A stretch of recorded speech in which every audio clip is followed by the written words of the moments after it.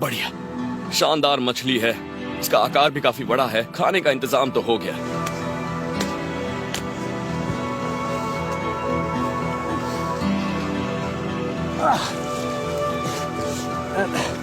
ये मछलियां बहुत चिकनी होती हैं, लेकिन अगर आप इसकी गिल्स में अपनी उंगलियां फंसा ले तो ये हाथ से निकलेगी नहीं।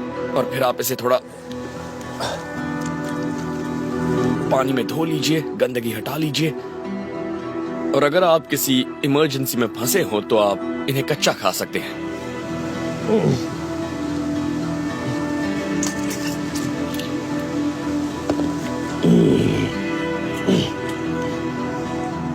तो ये है इसकी आंखें और इसका सिर। और ये मांस बहुत अच्छा है। इससे बढ़िया सुशी और क्या होगी।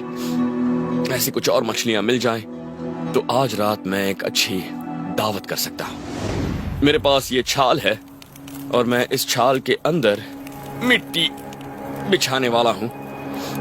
और इससे इन मछलियों के लिए एक छोटा सा अवन बन जाएगा। और इसे बिछाने के बाद मैं इस मिट्टी पर ये गूस फुट पत्ते बिछा रहा हूं ताकि मछलियों पर कोई मिट्टी ना लगे। और अब इसके ऊपर भी मैं ये गूस फुट लीव्स इस तरह लगा रहा हूं।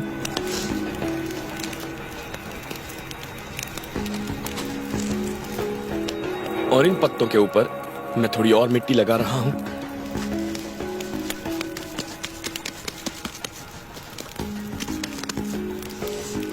और अब मैं इसे पका सकता हूं।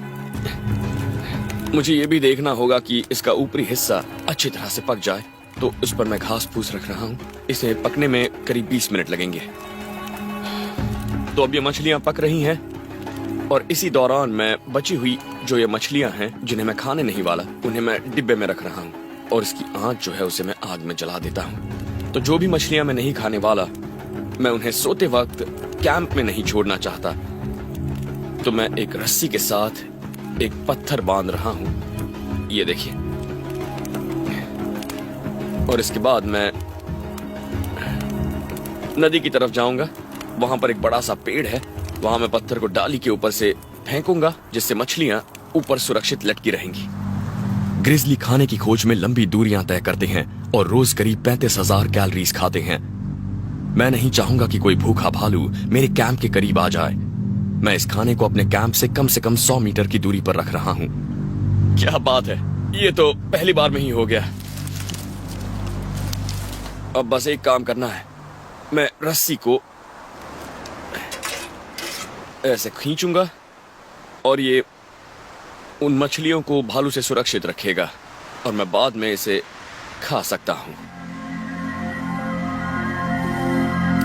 ठीक है, तो ये मछलियां पक चुकी होंगी अच्छी तरह से। मैं इसे रोल कर लेता हूं।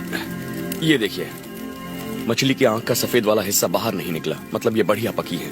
और मैं इसकी चमड़ी हटा देता हूं, तो आप देख सकते हैं सफेद मांस। और मुझे यकीन है कि ये बहुत लजीज होगा। मेरा दूसरा दिन अब खत्म हो रहा है और हालात कुछ ऊपर नीचे रहे। नदी का मिलना बहुत फायदेमंद रहा, लेकिन बुरी खबर यह है कि नदियां ग्रिजली भालुओं की शिकार की पसंदीदा जगह होती हैं।